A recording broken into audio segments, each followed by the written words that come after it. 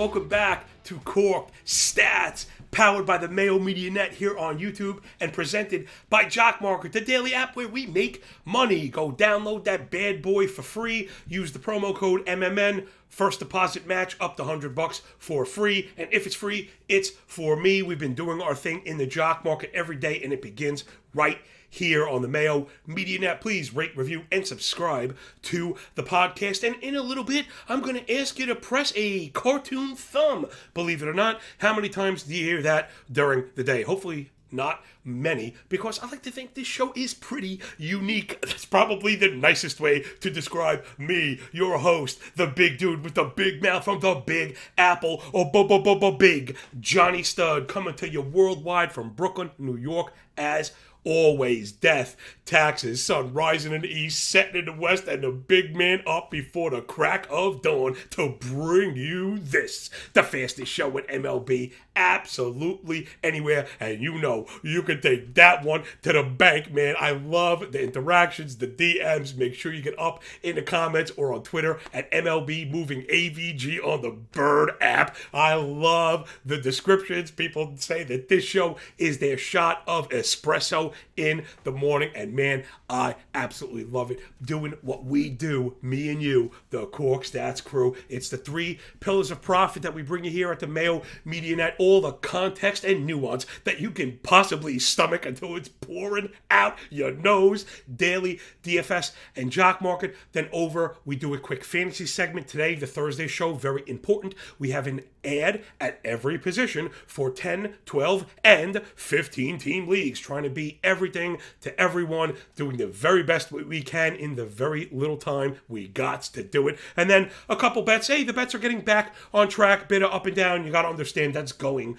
to be the case when you're taking on these plus money plays like we are. But hey, man, you know your work is pretty good when you feel that confident about it. There's a reason why they're at plus 120, plus 130.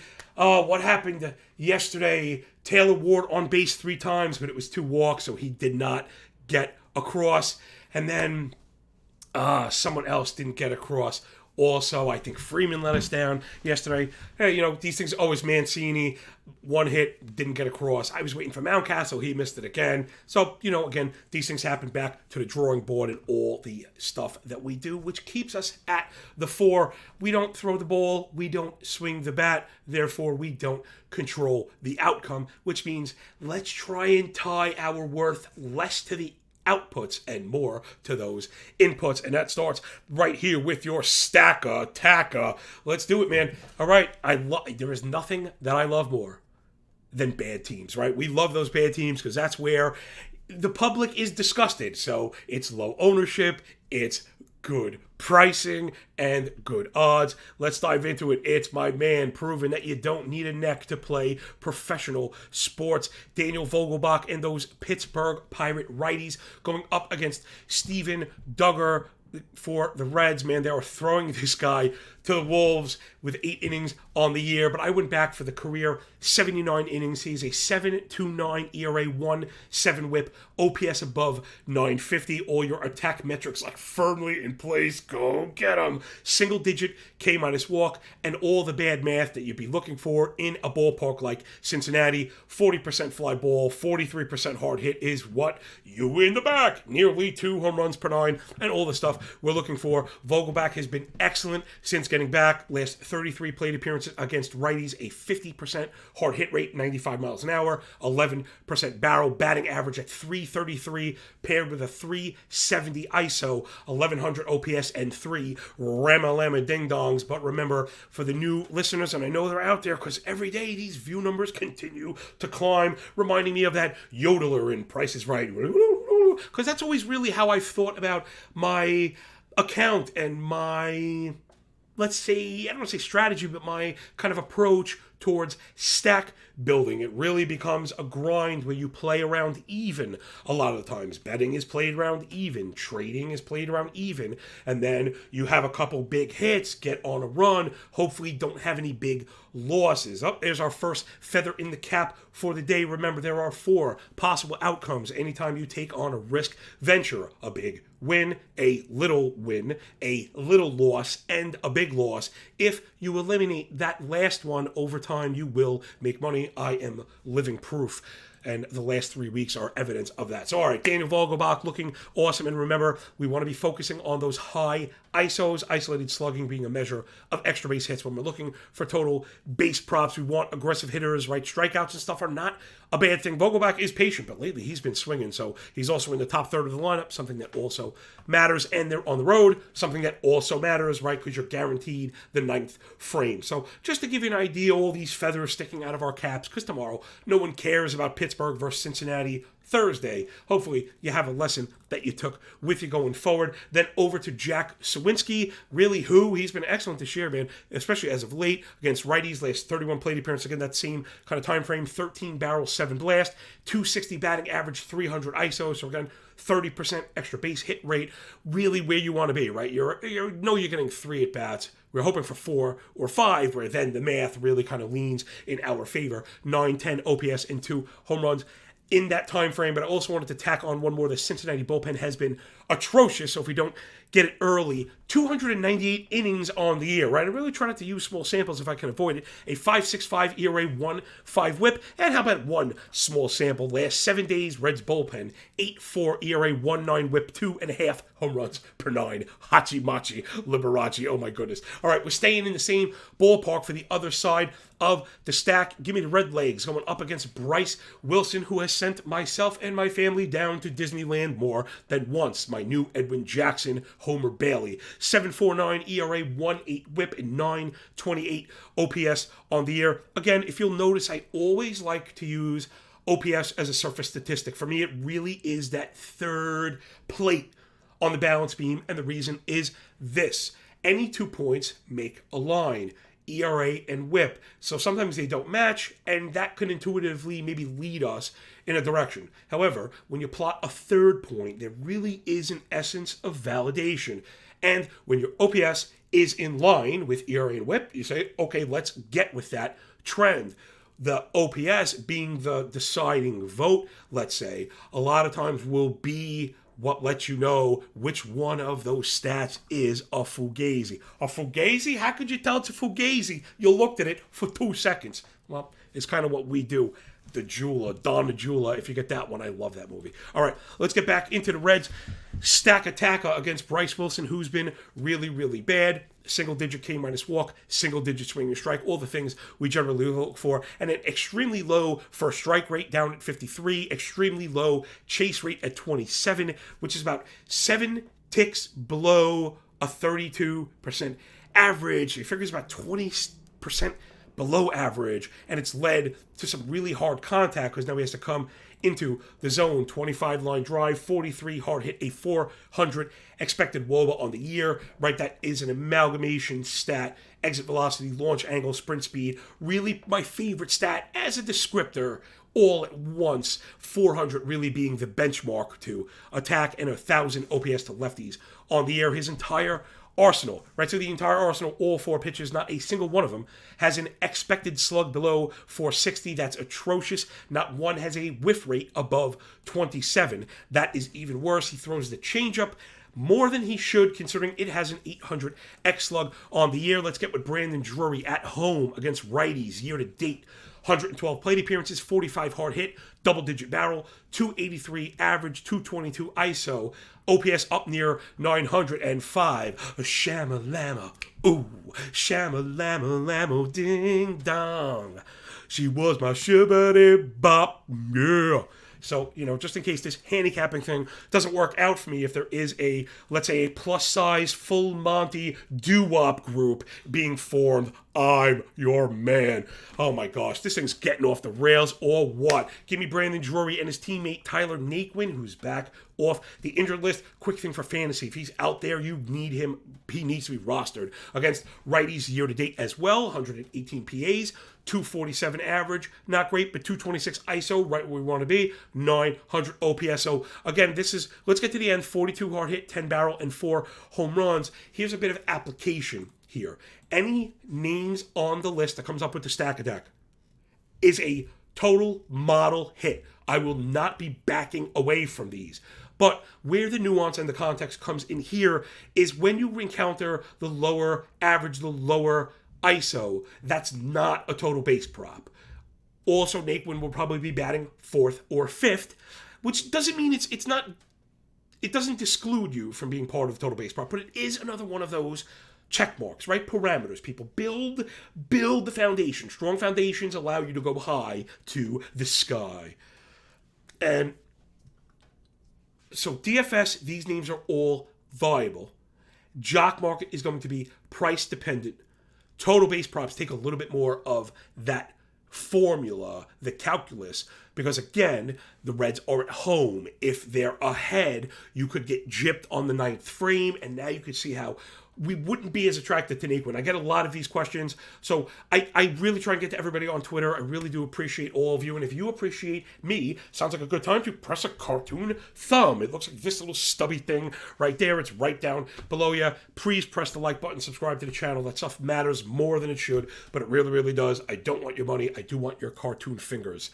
Give me your cartoon fingers. This show is just so weird. I love it, man. So, all right, give me Tyler Naquin, DFS, and Jock Market, providing it's at 525 or below. And if you really want to get into the pricing for Jock Market, the best way is to follow me on Twitter, and I put it up on Patreon every single day. We use star ratings that are attached. I have a key, and it's all free, and attached to pricing. It'll really help you get paid. That $100 that they're matching you for free in Jock Market is more than enough money. I've seen the green screens. People really kind of building these percentage bankrolls slowly. It's really fantastic. I love to see it. And all right, let's get into the last stack. It's Braves righties. This is like the stack of all stacks. Stack the Tutti stacks. Atlanta righties versus Liberatore, who I do like, but he has really struggled. He's a guy I think will be looking to draft next year. This year, I don't want to say it's over. We have a long way to go. There's too many adjustments that I think need to be made. 5.66 ERA, a 1.8 whip, 920 OPS on the season. Attack. Every single earned run indicator is above 5. So FIP, XFIP, DERA, PCRA, CDERA, ABCD 1, 2, 3, 9er is above 5. 18% K to 11% walk. That single digit K minus walk will kill you, particularly with the double digit walk rate. First strike rate as low as she goes at 47%. I don't run it against the league. It's a little too early in the morning. I don't care that much. It's as low as she goes. That might be the lowest first strike rate in the league. And one of the lower chase rates at 28, not as low as we mentioned before, but still 28 is way too low. 5 shorter than 30 is 1.6. That's 15% lower than average. That's a major issue, especially when you're a fly ball machine. 47 fly ball, 54 hard hit, and 12% barrel has only equaled 1 3/4 home runs per 9. That's the kind of numbers that can get you up over 2, depending on the environment. The Braves absolutely eating lefties for lunch. I mean, I guess we could do them really quick. It's just everything you could ask for. It's Acuna.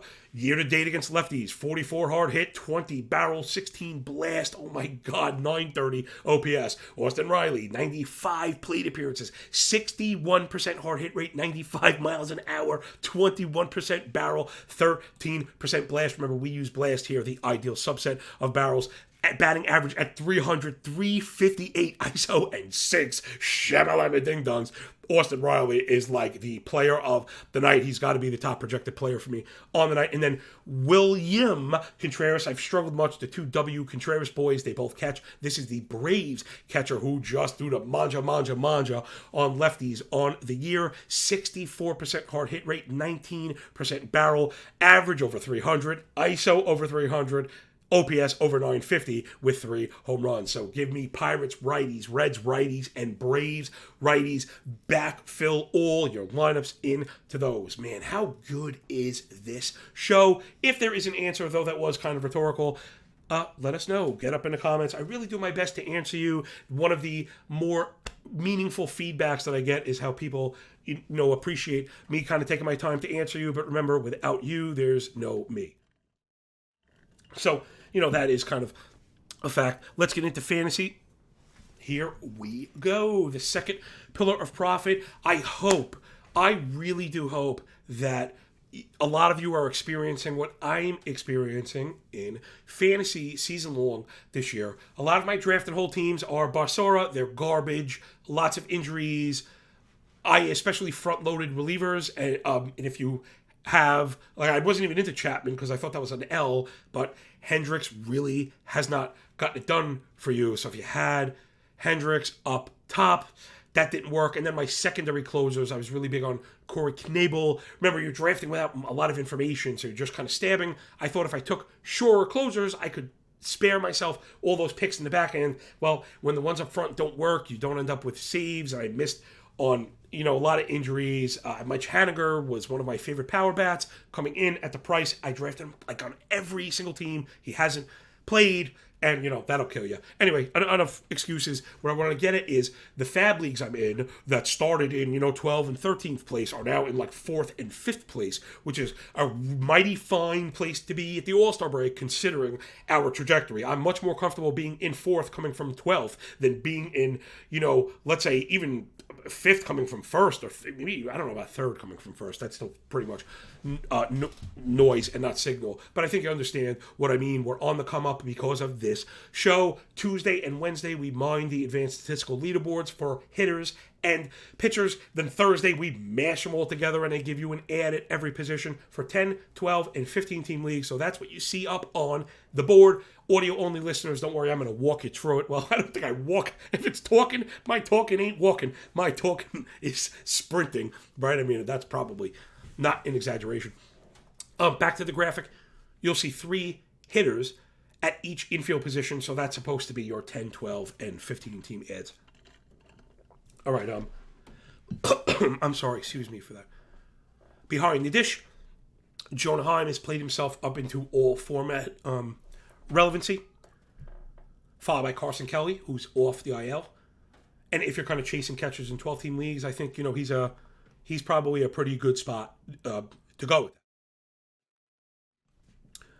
Then Michael Perez, Pittsburgh, 15-team leagues. Don't yell at me. You need a catcher in 15-team leagues. You're pretty much streaming and moving around. I like to, if anything, if I can afford the roster spot, try and get ahead on an injury, right? Maybe I don't even know, right now I guess it's Jansen. It was really Kelly. I have Kelly on a couple teams because of that. So Heim, Kelly, and Perez. Catching is, of course, extremely difficult. Hopefully you got on some of the guys we mentioned earlier in the year. I have Bethencourt on a lot of teams, and he's really been fine. Stole some bases, hit some home runs, playing a lot more than most catchers. Let's get into first base. My boy, Italian Breakfast, Vinny Pasquantino, looking legit. Really all we wanted to see from rookies before we push him to the front is that he's not outmatched. He looks good. I think he should be rostered in all formats. The best is yet to come. Over to Jonathan Scope, who is available, and I think he's playing his way into 12 teams. Remember, we often talk about players' production in terms of sine waves. Scope is very much dynamic, right? Very high spikes and then very flat lines. The average might come out where we thought at the end of the year, but right now, hat tip to Paul Sporer, my favorite term, one of them, is when we go through a scope inning. So when Scope is hitting, you just get with Scope for 2 or 3 weeks and then get ready to dump him.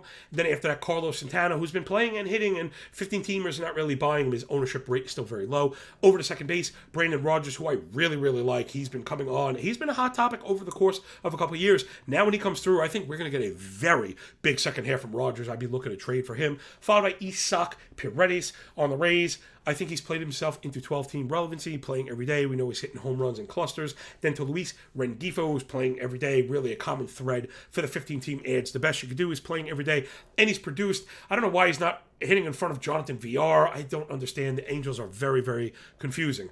Over to the shortstop, Ahmed Rosario. He was an ad for us. You've seen these names kind of creep up from 15 to 12 to 10, and that's when you know you have a hit. When we added somebody in 15 that now is at the top of the list, Rosario was getting dumped early on. We added him in 12s. Now he's viable everywhere. He looks awesome. Followed by Brendan Rodgers with that multiple position eligibility, and then Luis Rengifo also with the eligibility, who he adds that extra little oomph if you're in NFBC leagues or daily leagues, being able to get plugged and played, around the diamond. It really can help time to time. Over the third base, Luis Arias really looks like one of the best hitters in baseball. Pure hitters. Tony Gwynn, John Olerud, pure Ichiro, type category, really is phenomenal. And I guess in point league, he's got to be added. He's just on all the time. He never gets out. He's one of the tougher outs in the league, and third base is one of the tougher positions. So get with Luis Arias. Then again, Isaac Paredes, viable in 12-team leagues, followed by Brian Anderson playing all the time. For Miami, again, third base, very tough. Hat tip to my boy, Eric Samolsky. If you're not following Eric on Twitter or all the great work that he does, make sure you're doing that. He's part of that really kind of cool rotoballer crew. So you're getting Eric and Thunder Dan, my dude John Anderson. Those guys, a lot of good, and Frank Amarante, a lot of good back and forth, a lot of open minds, right? No one's right all the time, but these are some of the more open-minded gentlemen that I've encountered. In particular, Eric I think he's an order of magnitude smarter than I am. He's a really, really sharp dude. You got to follow his work. He's very much into nuance and context and constructive criticism where I was going. He mentioned trying to separate the outfielders because they're very hard to rank depending on needs, and that's what you'll see. So to the left, it's more of like the speed, basket, multiple roto categories, and to the right is more power OPS points. So I hope that comes across. Audio-only listeners, let's just run it through. Again, it's plate appearances. It's playing time. Really, Jaron Duran for Boston must be added everywhere. We were on him very early. Seiya Suzuki is back. Make sure he's rostered everywhere. To Ahmed Rosario and Ramon Laureano. I love Ramon Laureano. Remember, he was slow out of the box because there's a suspension. That's his spring training and all that stuff. Whatever. He's starting to get it going. There's no competition for playing time. Top of the order. I really like Laureano. I think he's a 5-category guy. Second half. Over to the OPS side, the power side, it's Juan Yepez, Andrew McCutchen, Eddie Rosario, and Jake Myers. In particular, Jake Myers was probably the big add in 15-team leagues if you need an outfielder. It's just really rough out there. He's kind of got that. Siri is hurt for the Astros. McCormick has not been good. Myers is kind of stepping into that other role, right? We know the Astros are amazing on offense. There's been that kind of hole that they've rotated. Right now, it's been Myers' spot. He's been okay, so he's probably the guy I'd be looking at. Then on the bump, really tough, man. I really like Josh Winder for Minnesota, to Mitch White for the Dodgers, Winkowski for Boston. All must be added in all formats. I think we'll be getting to more shallow formats. It's David Peterson, Domingo Germán, and Glenn Otto. That's more of a 12/15, I don't think. Maybe Germán is a 12 rostered, but not starting in a 12 to see what he's got, if he can contribute anything. And then in the bullpen, AJ Minter taking over for Atlanta for the time being, although now that I think about it, I think I read Jansen is back, but we do have to see it first. And then really big gold star on the big nose of the Cork Stats crew. We were on Lou Trevino. I know people holding their nose, saying they stink. That's not how bullpens are run. Hat tip to my boy Dave McDonald. Make sure you're following up on Run DMCD. Damn it. Dave McDonald. He's Run DMCD. Right, Run McD. Dave also very sharp, very experienced, high stakes player. Often talks about roll greater than injuries. Plus, the A's are just not going anywhere. I don't think they're going to be able to get enough out of Trevino to trade him. He has been the closer and held it down before, and now he's been okay. It's such a bad start to the year. I haven't dive in to the granular stuff, but if he's kind of changed something, we know he's been viable. He could be really good for the rest of the year. He's been part of that move up in the standings I mentioned before, getting a handful of saves in a week, and all of a sudden, you move up like 3 or 4 gains points. All right, let's round third and score the Rock from home. We have a couple bets here. Let's cover the ones that we covered off the bat because we're kind of up against the time here. But I have been trying to do a bit more of the handicapping. I know people really do enjoy the analysis, but there just isn't enough time. The original Cork Stats, whoever goes all the way back, when that show first started, the game-by-game breakdown, right? We were breaking down every single game with this analysis, and I know people miss it, but we do the best we can with what we got and the time we have. So give me Atlanta to cover the spread at -110. We mentioned the offensive side. I just think they rout Liberatore, but we've also got Spencer Strider going, one of the better, if not best, young starters in the league. He's been super impressive. Red all the way across my board here. 287 ERA, 101 whip, 509 OPS. He's a 35.5 whiff rate, 77.5 in-zone contact rate. He is abusing people in the zone. Just phenomenal. Keeping the ball down. Sub 285 xWOBA on the year. Cardinals offense in a bit of a rut. So give me Atlanta to cover it up easily. Even if Strider gives up a couple early, I really don't care. I think Atlanta routs him today. Then over to the bottom, the total base prop. Then we'll get back and I'll fill in what time I have doing some analysis. It's over 1.5 total bases. Brandon Drury at 100. Again, the books are the books are are following my work, or are one of the whales I have that are in my early CLV group, because I swear they're in my head and they're really on top of these total base props, a lot of the players that we mentioned earlier on, you'll see, do not have prices that are viable with our calculus. Now, it doesn't mean they're not going to hit, but we prefer, now I don't want to say you prefer necessarily just a road team. The road team is ideal to get the ninth frame. I'll supersede that if I have a top third lineup spot with an implied team total over 5.5, right? So again, I think there's always kind of ways to juke and jive, because if you're going to get 6 runs, you're going to get at least one more plate appearance, and that's what we got to get. So give me Brandon Drury at even money. The rest of the players, I just couldn't get to it. The Braves were in the minus 125, minus 130. I haven't gotten to the point where I'm paying minus 130. Drury will probably move. I think you can eat it up to standard VIG, up to minus 110. I feel like these are all pretty viable. We know we love the hitting environment in Cincinnati, and so there's Drury. All right, before we got to get out of here for the day, let's cap the last one because we didn't do it. We're going over 9.5 Colorado and Arizona. This one just screaming it from the mountaintops on every side. We have, here we go. We've got Gomber versus Keigel. Austin Gomber, 6.5 ERA, 8.55 OPS, 5.5 deserved ERA, 52% first strike rate, all the stuff we like to go after. And righties have a 9.30 OPS, 3.94 WOBA on the year against Gomber. We know Arizona, when you're bad, they can feast. Christian Walker's probably going to do work today. Ketel Marte's starting to wake up. Like the offense on that side. Over to Arizona, Darius Keigel. I can't believe he has a job. 8.27 ERA, 8.2, 10 whip, 9.34 ERA. Every single indicator up over 5.5. 6.5 deserved ERA. He has a 1.9% K-minus walk. That's not going to do it. First strike rate down at 48. I mean, it's really been terrible. Righties have a 942 OPS, a plus 400 WOBA. It's just been disgusting. Yes, he's kept the ball on the ground, but the ball is getting clobbered. So I think both of these teams get it done.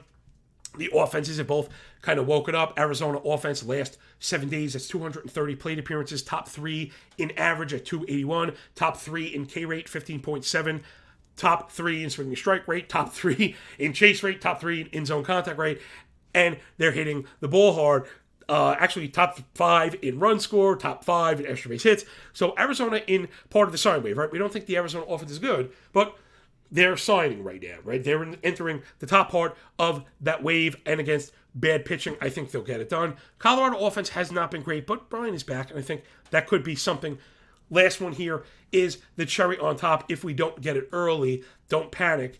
Colorado bullpen, terrible on the year, terrible last 7, 5 ERA, 1.6 whip last 22 innings, 2 home runs per 9, 11% barrel. Arizona bullpen year to date, 4.5 ERA, K rate below 20% last 7 days, 6.5 ERA, 1.5 whip. I mean, it's just really, really bad for both of these squads. So hopefully, if we don't get it early, we'll get the meltdown late. And that will do it, everybody. We're up against it. So remember, quick recap. Atlanta to cover the 1.5 runs, minus 110. Colorado, Arizona over 9.5, minus 110. Brandon Drury over his base prop, 1.5 bases at plus 100. All right. Excuse me. Sorry about that.